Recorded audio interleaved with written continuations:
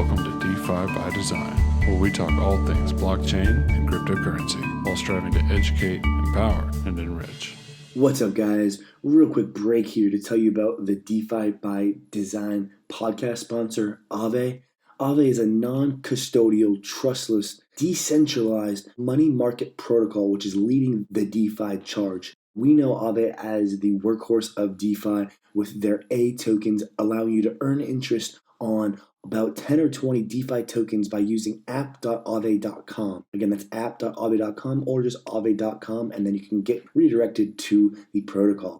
Basically, what you can do on Aave is you can earn interest by putting your assets into the protocol as a supplier, right, as a lender, and then you can also borrow against your assets using them as collateral to long or short tokens, earning interest when you do the borrowing as well. So you can actually earn interest by supplying and borrowing assets on Aave. So check out aave.com, give it a try, and see what it's all about. We use it all the time. And yeah, that is our DeFi by Design podcast sponsor, Aave. Thank you very much, guys, and let's get right back to it. What's going on, guys? Welcome to episode 13 of the DeFi by Design podcast. I'm here with my co-host and OG homie, Robbie. Robbie, we are here with Rope Team with Guapi, aka Coin Alchemist, and Davis, the core members from Rope Team. Don't buy rope, I'll tell you that. Please do not buy rope, guys. And Rob, how you doing today? Oh my God, I'm super excited to be here. Yeah, whatever you do, don't buy rope. I do believe it's champagne guapi, so I just want to clear that up, but he can go into more detail on that, and that's Alchemist. So yeah, I'm doing good, and it's a beautiful day. I'm enjoying life, living life, and I'll let champagne guapi, the Alchemist, and Davis take it away from here. How you guys doing today? Doing good. I'm Davis, or carbon-based, or whatever you want to call me. Kind of got roped into this thing, this 100% airdrop that Icebergy did, and So I'm a Coin Alchemist, Champagne Guapi, as Andy and Robbie pointed out. No affiliation to Blue Kirby, but just one, feeling good, happy to be here. I want to just clarify one thing. We're not the only core people. A lot of other people have volunteered their time to help out with the project and are part of this kind of core team in the beginning. We hope that more people kind of start contributing and build their own teams to contribute to the group, but I just want them to get their credit that there's many anons that are contributing and part of the rope team at the moment. probably more than people think. Yeah, it's kind of nuts that within such a short period of time, a community can be built and worked around and progress can be made and real things can happen. And everyone remains anonymous, which is awesome. Yeah, that is super cool. What was it like kind of initially building the team, or at least finding people to contribute? You mentioned Icebergy, who also is anonymous and was kind of taking the lead on things initially. What was the genesis like? Could you just kind of give us the story from when this went from an idea into a website with over $1 million locked in it? Sure.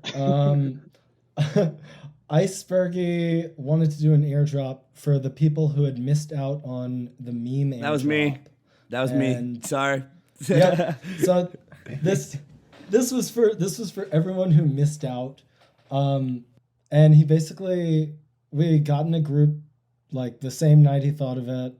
He made a Telegram group. It was just a Google sheet. All you had to provide was your address and your Telegram name. And I bought rope.lol because I thought it was funny. And then the next morning we did the airdrop. And immediately people started coming out from the community, the recipients of the drop, saying, oh, well, I'll help design a site. Okay, I'll do the coding for it. Immediately people were really passionate and motivated really to build something on top of this. Yeah, that's nuts. The airdrop idea is so crazy. How you could literally just airdrop it to a bunch of people to spread the word, if you will, and then all of a sudden people assign real value and start buying it with ETH. what did that feel like? Like when you saw that happen, right? Like when those first few buys came in, because I'm sure you guys were glued on the screens. Like what happened? Like what was the feeling of like, oh crap, like people are buying this? Was it like, oh, I have a responsibility now?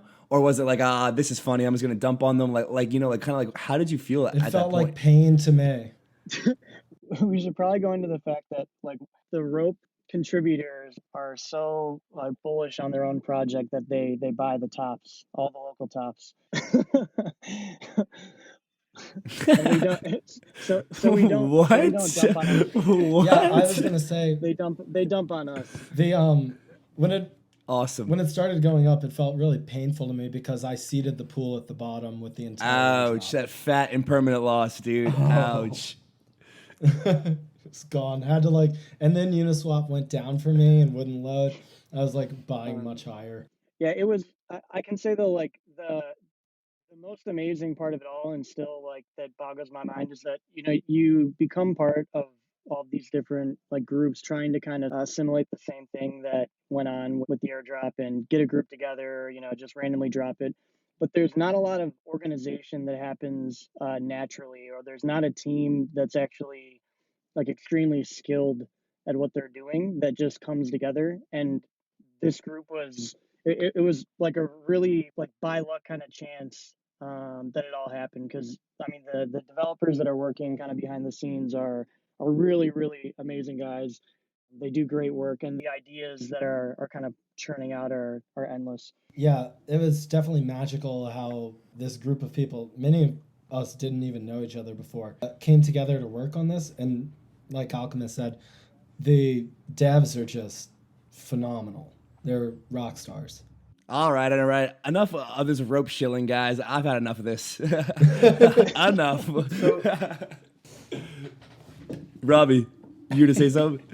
Yeah, so I mean it's so interesting because you build this product or this website that everyone on the team has such amazing hopes for. And like you said, they're all buying their own tops. That's how confident they are in their own project.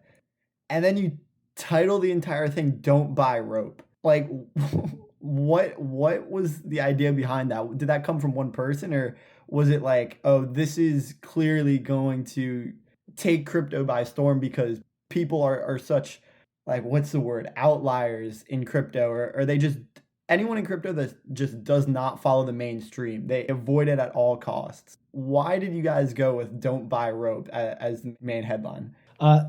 Iceberg picked it, and it was, that there's hope for the things you've missed out on, so don't buy rope. I see. And then the farming of hope started, which was really cool. I think you guys were one of the first projects to do the NFT yield farming, yeah? Yeah, so we made the decision to make hope non-transferable because we wanted to focus on trying to keep the game fair. If it was transferable, it would have been listed immediately, and whales could buy it up, people could speculate on it, then they could mint everything out. There wouldn't really be a sane rhythm to the seasons. We also made the decision that hope will carry over between seasons. And one thing I thought was really funny was people were kind of freaking out in the Telegram when the NFT farming started. What are these things worth? What are they gonna be worth? Are these worthless? And I was like, well, it's up for the secondary market to decide. I can't tell you what they're worth. I can't say that. And now they're worth something. So that's awesome to see. Yeah. So, I mean, it goes without saying that if that's the route that the project took, then the majority of the core team and the believers, you guys are fans and believers in the idea that NFTs will have real world value in the future and hold some sort of value now that will continuously go up in the future. I am a huge fan of NFTs, and I do think they'll have more value in the future. I think there's a market saturation problem currently, but I think that's why it's important for things to be coming from curated projects, and that's something we're very focused on, is creating value and recognition in the NFT space. Yeah, 100%. Like Carbon, I have a small addiction to purchasing valueless digital art. And I think even reaching outside of the art sector, NFTs and other forms of non-fungible tokens are going to be really big when looking at how companies maybe structure how they're run. Could you kind of expand on that? Like, why do you think you mean in terms of like equity structuring with non-transferable tokens? Yeah. I mean, you could really tokenize just about anything. So, the idea of having a non-fungible token that represents something that is outside of the realm of art is a very possible reality. I was gonna say, I also think that it's kind of neat. The stuff that's coming out as far as art at this time can represent a snapshot in time, culture.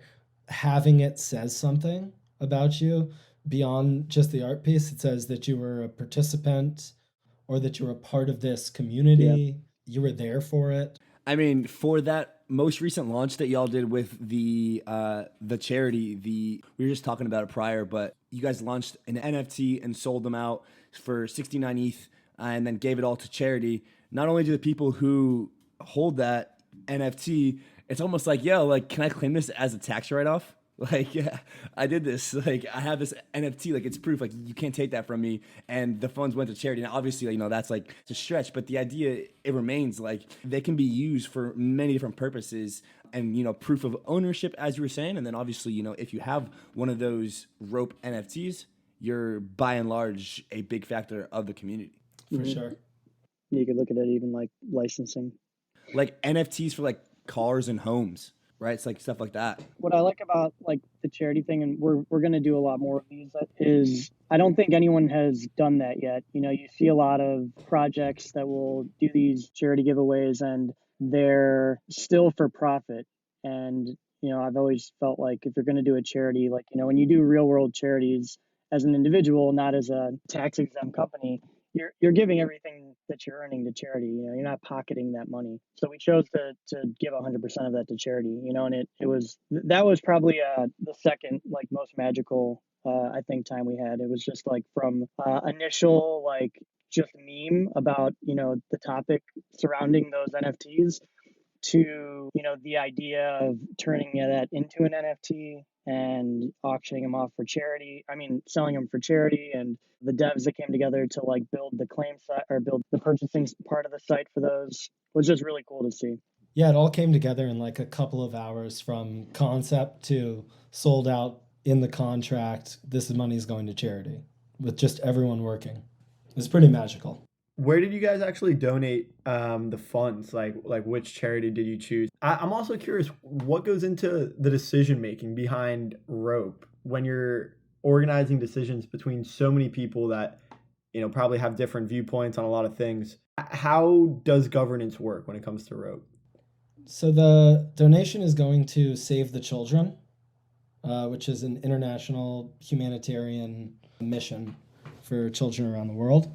They actually haven't gotten back to us with the ETH address, so the ETH is currently still in the contract, waiting for us to get that.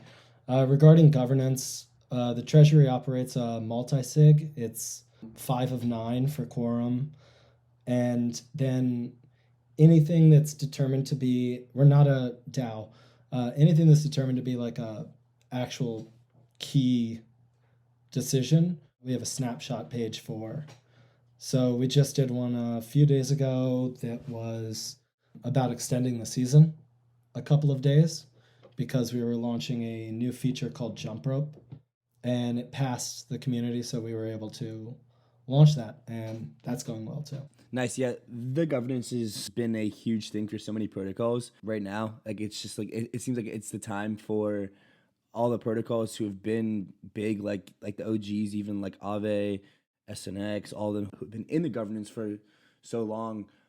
It's now turned to like the users has been something that's like very important to them, but we're still seeing very little actual voting, very little actual participation, which kind of makes the whole governance idea kind of worthless, in my opinion. Now, obviously, that is a strong opinion, but the real thing is the tokens being able to make money. Now, I am not a rope holder. I'm not sure if Rob is. Maybe by the end of this, I'll go get some. But this is an important question: is what else do I get by being a rope holder aside from a vote in governance? And yeah, like what can I do with rope? Governance is definitely not the main feature of the token. Yeah. I would say you have a voice in like what happens, because everyone who is working on it is a volunteer and is part of just the community.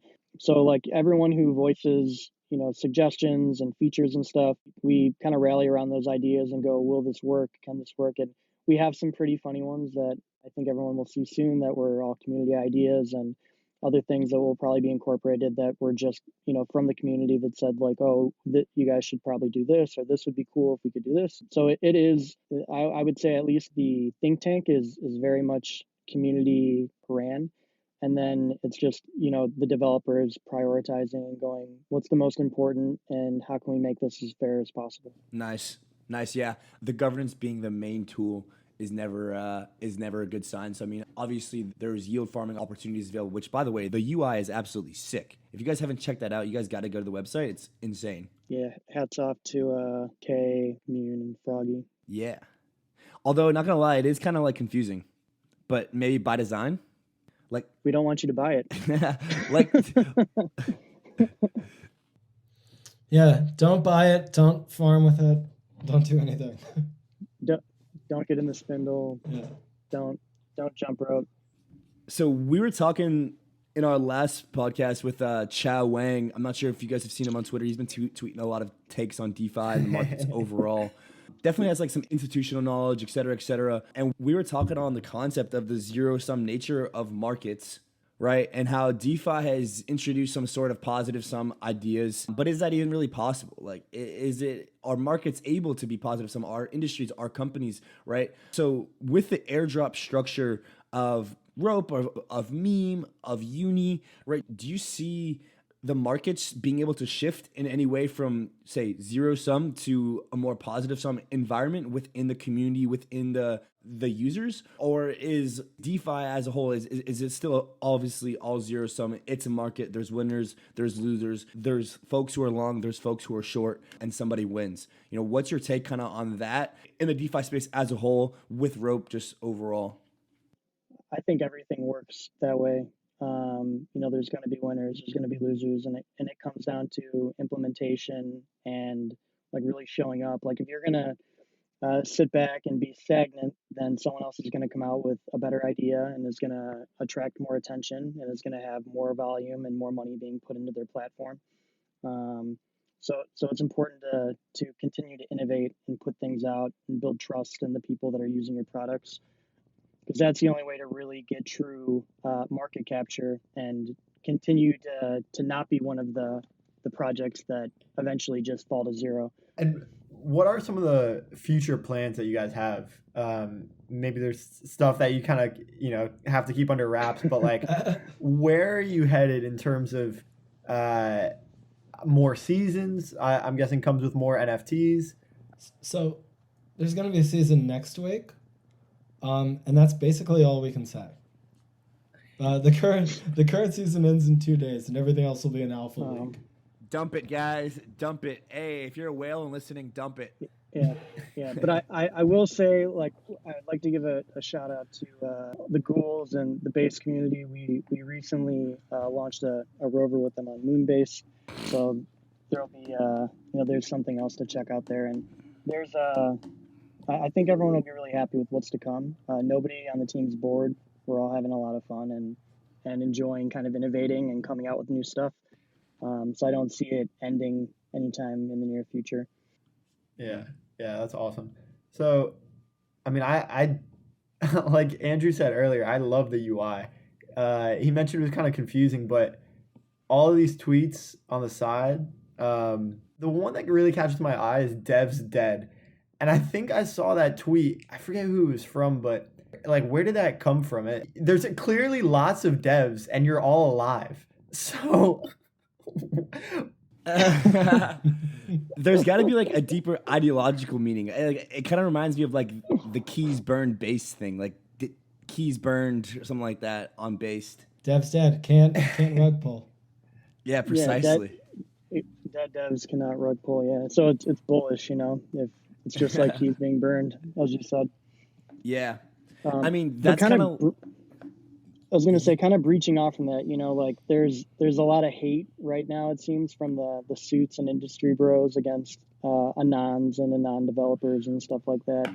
And I think it's kind of funny because you look at a lot of these other projects. I don't want to like start pointing fingers, but you look at them and they're run by people whose faces are everywhere, and they scam people, right under their nose or right into their face, and nobody seems to care. They just kind of brush it off and they go on to the next project, and they get supported by the bigger faces and industry bros and brodettes. And so kind of one thing that we've tried to do is like just show people that there's a group that's out there that's building cool shit, and there's going to be no rug pull. We're not here to like make a quick buck and stain our reputations. Everyone knows, like, even if they don't know who we are personally, I would say a large majority of the crypto people do know who we are personally.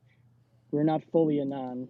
Rug pull is impossible anyway. It's $800,000. It's almost $800,000 of community provided liquidity now, sheesh. and it's 100% fair distribution airdrop. So there's no, there's no team stack to dump. There's no VC vesting to dump into that. It's all people that believe like in with the charity thing we talked about a bit earlier, like that the amount of money that was given away is more than we hold in the treasury. Well, at least is more than we hold in the treasury currently. Um, so like we're not in this to scam anyone. There are people that'll say it's a scam, because of the way the website's designed, because they don't understand the meme behind it, or maybe they just don't understand memes. They're too old. But that's kind of been a big thing in the community, like just devs are dead, so they can't rug pull, or Yeah. Yeah, I mean, that's awesome because I'm literally reading a Discord message just because I pulled it up as you said this from a non-anonymous. I guess he's like a marketing or some sort of lead team on a DeFi project, and he's saying literally, and I quote, "There's zero reputational credibility with anonymous teams. It incentivizes rug pulls by giving devs that option. If you already make a load of money due to speculative frenzies, what incentive do you have to really keep pushing the project? Especially if you can just wind it down. Obviously, there are many projects where devs and founders are passionate about what they do, but so many of these anons are just forking existing projects and moving on. And like that's like the contrary to what we just talked about. But I think he has a point as well, just as you do. I mean, it's so weird to be used to anonymous teams and anonymous projects, and we saw Swerve and Harvest and all these big projects with hundreds of millions in AUM. And it's just kind of crazy because there's no other industry in the entire world that has any sort of anonymity allowed when it comes to company, to the business at all. It doesn't happen. in software it does, though, because what happens is they hire people, they just stick them in a Slack. The company or the CEO may know who they are, just like many of the teams that are quote unquote anonymous that are building projects in DeFi. So you have the C level, maybe 2 or 3 guys in a startup that know who everyone is, and everyone else, they're just a cartoon character in Slack and just building and pushing commits. So you have these faces that use anons to build their products and then take the credit for it under a company name and never expose who the developers are. And then they go online and they bash anons. So it's just, that's the irony of it. And Yeah. and he does have a point. There are tons and tons of scams out there. There are tons of rug pulls that have happened. They happen literally every single day. That's not a false fact there. The fact of the matter is, though, what is false is that, Yeah. because someone's a non, you can't trust them.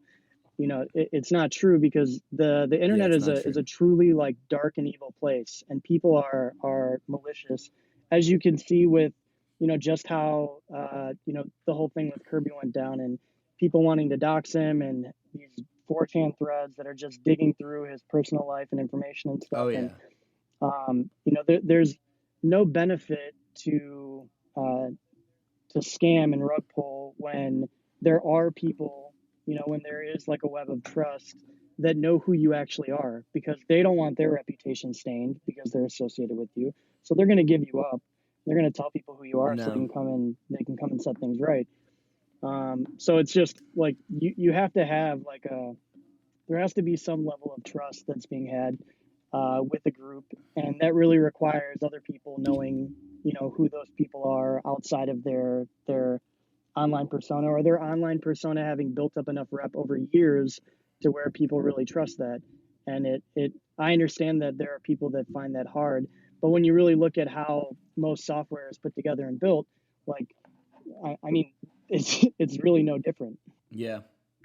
Yeah. And No, I mean, that's a very true point. Wait, Rob. yeah, I would agree, and I think there's plenty of examples that we've seen where trusting an anonymous character is completely analogous to trusting someone who's not anonymous. Like, has a very open face and is very popular, can rug pull just as easily, because eventually you're going to find your information online, whether you're anonymous or not. But in the message that Andy said that I thought had a little bit more validity was the lack of incentive, if you do have the ability to profit off of speculation initially. And I am kind of curious, like, what drives you guys? What motivates you to keep working on this project and buying tops, when it doesn't seem, at least, to be completely driven by profit. I don't know about Davis, and like I think for all of us, we're just like really having a lot of fun and like having a good time, like building something that's different and cool, and is like it's been just like a kind of a magical journey, to use like Davis's words, from the beginning, and that kind of like euphoria of being able to have synergy with with such a random group of people and get to know them and start building things, making networking and building products that it would take a regular company maybe 6 months to get and push out. I mean, that's the driver, like in itself for me, just seeing these things, shipping and dripping, and seeing all this stuff happen. Most of us have been involved in crypto for some time, and either work in or around the industry. So there's not really a lack of incentive. The incentive is there to build something cool and to win, like to show everyone that, hey, here's a group of people who just came together that don't know each other, that on the internet seem to be anonymous to everyone, and like look at everything that they've done and kind of turn the industry on its head with the way they're seeing things. Yeah, I mean, can a group of anonymous people, and as some of the industry people might call nobodies, build something of real value that takes off? Also, we just haven't had time to discuss the rug pull yet because we're so busy. It's like we're moving so quick. I want to see how season 3 turns out. Maybe rug after that? I don't know. Jesus. So, do you guys think that having an anonymous team, is that a competitive advantage, or is it just a thing? I don't think it's necessarily a competitive advantage. I think that it's a unique. I think it's a unique factor in like what we're doing, that kind of makes us different, because in these other projects there usually is like some type of connection where they've worked on another project together, or they know each other in real life. But there may be like some people in groups of 2 or so that have worked together that are now working on this. But really, as like a collective, not everyone knew each other in real life, or Yeah. outside of that little small group that they may have on the internet. Yeah, that's cool. I mean, it's certainly a new way to create a business. I mean, because effectively that's what's going on, is you guys are working together to create a business that helps people make money, helps people grow, and builds a community, does something that you guys enjoy. Which, I mean, that's kind of what we're all after at the end of the day, just that fulfillment and that pursuit of doing something that you're part of something, and making the community feel that way as well. But I do wonder if these other projects with non-anonymous devs and teams, and I guess clout, if you will, respect the anonymous vibe and the kind of gamified vibe of Rope. Have you guys been working with, or talked to, or tried to engage in any sort of partnerships or deals or collaborations, composability with DeFi teams that have non-anonymous teams, or that are I guess, like more developed, or like the blue chips of DeFi or anything like that, or do you guys have plans to? What's the relationship's been there? No suits. We're working with Based right now. Davis can touch on like this a bit more, but I think we've been from the beginning kind of the opinion that, especially now with the way that things have kind of changed and how people view this, it's turned into like industry bros versus anons. I don't know if we'd even want to. Like, I think it's cooler to just find other anonymous teams that are, have been around for a while and have some legitimacy and build with them. But that's in no way like, I don't want to say that's a consensual thought. That's me just speaking individually. Yeah, and to that point, there's certainly room, it sounds like, on your team for other anonymous devs and contributors to work on your project anonymously, even if they're not anonymous with some other project. Definitely. Yeah. Hey, Davis, what's going on with the base team? So we provided the first rover to Moonbase. We also did an NFT card for season 1 with them. And we're looking for new ways to collaborate with them in the future.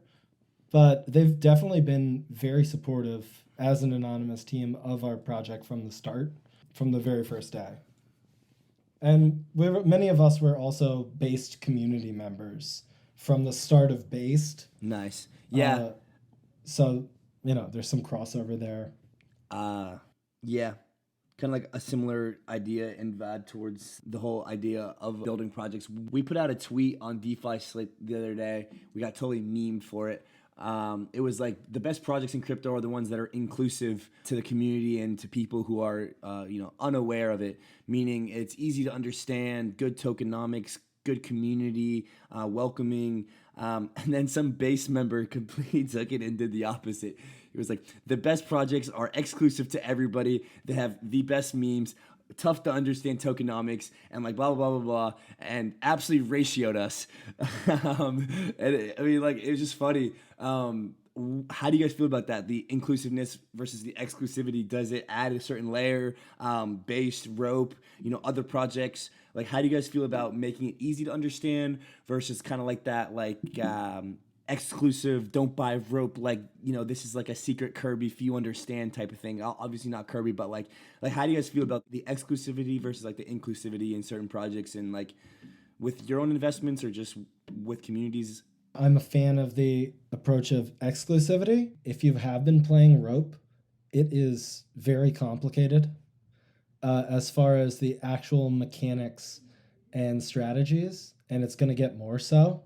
Yeah, the game theory behind it, it's not like just stake and farm. There is a strategy, and decisions made during this season will affect next season. So people that are playing it understand that there's a strategy, and people that don't understand that and aren't taking advantage of some of the tools that are being built around it, they're just taking a different strategy, But they may be less aware. I think it's good for something to be challenging. And if you're able to easily understand the concept, it might not be the strongest concept in the world. Yeah.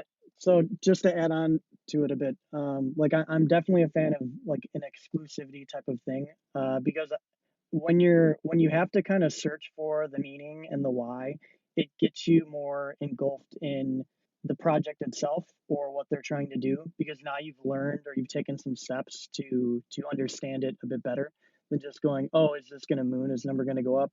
You kind of understand, you get into the mind of the what and why this is happening. But although the project being kind of having this exclusivity vibe, the community itself is very inclusive and, is welcoming to everyone that comes in on I think both sides of this, and talking about base, then talking about rope. Now, not speaking as base, but just to make that clear. We are currently getting wrecked on Twitter. I think Davis just favorited the tweets. It's so funny.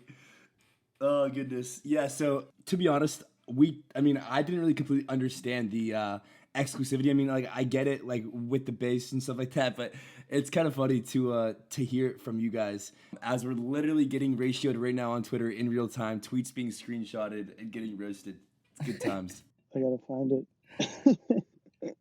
Because the community that you guys have built is definitely not exclusive at all. Like you said, you're very welcoming of new people to come in and learn and take the time to progress through what you've built. But there are definitely layers to the information that's exclusive, which I think is really cool. And that's part of the game theory that's built into it is you need to take some steps to learn before actually becoming some sort of a player in the game. And if you expect to win anything at all and not just purely get lucky, then there has to be some exclusivity built into it, or else that's all you're doing is building a system where it's completely random and speculative. Yeah, and I think that would, and you guys can correct me if I'm wrong, but it would probably attract, I hate to put it like this, but like a higher IQ individual, if you will, like in the Telegram and like of the questions and stuff. It's probably not like, yo, like how do I buy rope? It's like, okay, like how do I do X, Y, and Z to achieve this, this result? Has that been the case? Like, has there been a like less noobs, if you will? And again, I hate to use that term, but has that been the case? I think that's definitely been the case. For sure. The questions coming in are about clarifications because people read the Medium post and they want to know how the multiplier works, or they want to know how a mechanic or mechanism works. How are you farming? So hope? they're definitely. How are you farming rope when the supply's fixed? Questions like that. How are you farming rope in the spindle? Supply is fixed. Where's the yield coming from? Are you minting more? What's going on? I don't understand. It's definitely more of those kind of questions. Hey, this other project's contract's messed up. How do I pull my airdrop out of their contracts natively? Yeah. Please help. Nice. Yeah, I hate that, man. Like when people can't even read a friggin' Medium post, and then you have a community manager in the Telegram or Discord who just like every question is like, please read post. Jace. Please read post. Hi, Jace. It's like, oh my goodness. I mean, we're a very welcoming community. Per your screenshot, I say that you're getting roasted on. Anyone who comes in and asks any question at all, there's always someone in the community there to answer it. 24 hours a day, someone's going to be in there. When new people join the chat, there's probably like 100 to 1,000 messages that come through to welcome them. Messages welcoming them, yeah. So what can we and the crypto space and the industry take from that, right? Like what were some of the challenges or what were some of the things that you did to be able to build this strong community? Is it just because of, kind of what the idea behind like the CryptoPunk and the Anon and the don't buy memes and NFTs, but like, what do you guys think were the lead drivers of that, strong community vibe? That's a tough question. Yeah, it really is. Cause I mean, just as kind of the because we've seen, go ahead. We've seen a bunch of airdrops in the wake of our project, like a slew of them, and a lot of them suffer from problems of attracting liquidity or shipping quick enough to really build out something after that airdrop. And I think what kind of came together with Rope was really special. Not to, toot our own horns, but Oh, so we're shilling Rope again, guys. Just want to let you guys know we are Don't shilling buy rope and don't farm hope, but there's no hope without rope, okay? Are you kidding me? Are you? It belongs on a billboard. Are you kidding me? Well, that's the billboard. Yeah, that's what we're going for. Belongs in a commercial. Yo, oh my goodness. What if you guys got a billboard? We're working on it. I don't know. Yeah, we don't plan though, so. Yeah. I think that's probably like another good like community meme that kind of got taken over. Like we just say like, we're not planning, like we don't plan. Yeah, sorry. Yeah, it's just coming. Devs are gone. They went out for smokes. They should be back sometime. So wait, how many people are on the core team, if you will, like the core team, quote unquote? There's 100 and there's 99 in the Aoki Kahara. And what is that? That's our citadel. That's Okay. yeah, that's the rope citadel. Oh yeah, guys, I forgot. It's exclusive. No noobs allowed. No, noobs can totally come in. Yeah, we just get done talking about how inclusive the community is, and then now you're not welcome to the Citadel. All you need is 74.6 ropes to come in. Oh, and what's the price of rope here today? I don't know. I think it's around 75. Yeah, I haven't looked in a long time. 70, so like $5,000. I haven't looked since I bought the Okay, last okay. top. It's one. It's Wow. It's one The airdrop. price, the price of rope is $74, and it was airdropped at what? 0, right? 0. I think it was 0. Wait, but no. But when you create a liquidity pool, by the amount of ETH that you put in, that determines the amount. It was added at of $3. Dave, $3. yeah, Yep. $3. Wow. And what did it hit? Did it so- go higher We than hit that? 250. It was at 2 something. Oh my gosh. Yeah, that was the last Yeah, time why I did bought. you guys tell us about this like 2 months ago, bro? That was the last time I bought. Is this related to that small SMOL thing or no? No. Okay, I didn't think so. No, but we're supporters of the small to the Small to Dell. What does this world come to? individually and collectively probably as well. There's probably a lot of community members that are crossed over in the small Yeah. to the. The based small rope to Dell for life, baby. The future of finance, boys. I'm here for it. Yeah, I'm here. Yeah. That's the That future is, of finance for sure. On that note, do you guys think that DeFi and what's going on, like this ability to just ship projects, create protocols, and basically do what you guys have just done in the last 2 months, like, is this the future of finance? Like, is this what companies are going to be built from, with tokens, with this idea, or like on the overall scale, like how do you guys feel? Definitely. Yeah, I mean it happens with other projects too. It's just they don't get as much attention. Like I think all like last year, it's not very popular. But BSV had a ton of like just random devs come together and just kind of create companies and projects and spin them up and or just build apps and spin them up and then turn companies out of them.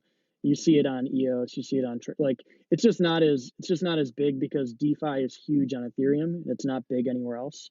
But the idea of just a group of people getting together and spinning up, putting up a website and like going from there to create value is, I think, 100% the way things will go. And I think it's kind of how things in this industry should go because developers deserve to get paid for what they're doing. And in typical models, it's not that way. You come up with a company or an idea, you go, oh, I need VC because I have to pay people. You go get VC and then you lose a bunch of money. But if you can just do it yourself, you just spin it up, and as a team, you make it work, and you're able to continue to ship and drip It's kind of nuts. and get the support. Then you've managed to kind of hack the Yeah. matrix and do it yourself. Like it doesn't take much, like a domain is $5 to $20 most of the time, and there's plenty of hosting services you can use for free. It's just, can you get people that believe in something enough to want to invest their time in trying to make it work?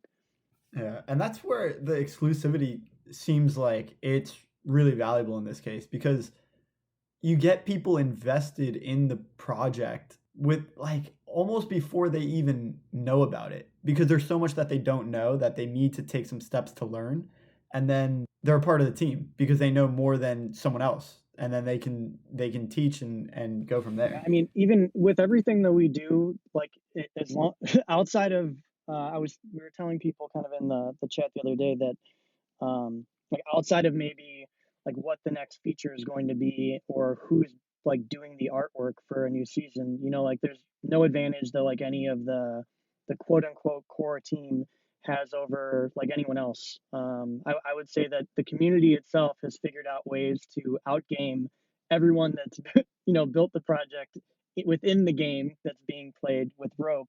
So it's a different dynamic than with a lot of other airdrops and projects you see spin up that are kind of looking for like a way to get an edge. Like we For sure, we're currently losing our own game. yeah, we're definitely we've been losing the game to many of the community members. And it was more also all in kind of the name of trying to like be as fair as possible.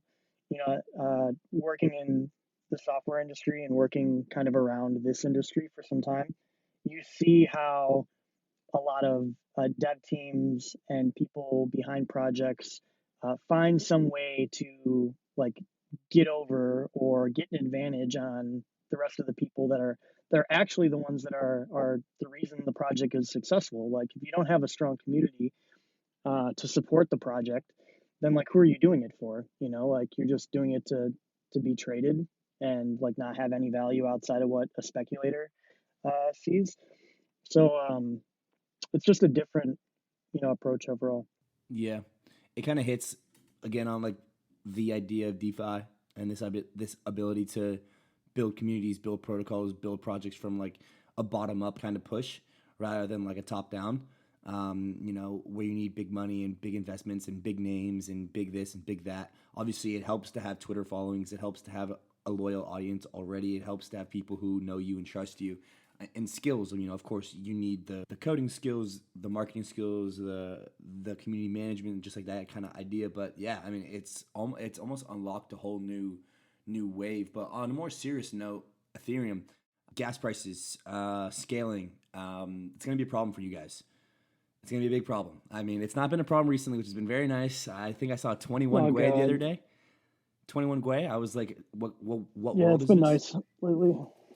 But, I think the big thing is like it'll be in proportion, to what the price is, and ETH will be wrecked long term if they don't figure something out. Like with gas prices, just how BTC is when the blocks fill up, like fees get huge, and there always is going to be like a line that once it gets above a certain amount, you're closing off your asset and what you have to offer to a significant large group of people. So there have to be, some layer 2 systems that come out, or other chains will provide interoperability, and there will be ways to migrate. But I don't think that's much of an issue right now, and I don't think it will be for a little bit of time, because we can see that even in the craze of things, like your fees were unusually higher, but it wasn't it wasn't insanely crazy yet. Like I still remember paying like $200 and something one time for a BTC fee because of all the inputs that I had, on with that. And like you just it's unavoidable when blocks are filled in some circumstances, and because you don't have the same type of UTXO issues that you have with BTC, gas fees are kind of a little bit different. I don't see them, skyrocketing to those levels that you would see if there was like a Uniswap on BTC, and you were doing all these small trades and having tons of UTXOs. You may have a completely unmanageable wallet, and it's just not the case with Ethereum. Yeah, it's definitely not. I mean, you can just take a chill pill for like a day and come back. But yeah, I think we're about out of time, guys. That was absolutely awesome. That was fun, educational, informational. I'm sure those who have listened up to this point got a lot from it. I really appreciate you guys coming on. Definitely going to be digging into the rope. Kind of got my interest up quite a bit, just in terms of the idea of the community and kind of the Anon thing and just everything that's being worked on. It's awesome, guys. So bravo to you for being able to put that together in a short time and doing what you've done, and keep working at it. Awesome. Yeah, thanks, guys. Can't stop, won't stop. Continue to ship and drip. Big thanks to all the Yoki and Rope TG members. They've been a huge factor in the success of the project. Yeah, really wouldn't have happened without the community we have. Period. Thank you. Beautiful. Seems like a game theory masterpiece. It what is. You guys have built. It is. I love it, dude. I freaking love it. wait for season 2. It's Rob, coming. Yeah, wait for season 2. The Anons are not stopping. All right, Rob. It looks like we're gonna create a competitor for rope. It's gonna be called String. Alrighty, boys. It was a pleasure. All right, thanks for having us on. Yeah, thanks for having us, guys. Thanks for coming. Cheers. Thanks for listening to the DeFi by Design podcast. Until next time, DeFi Slate team.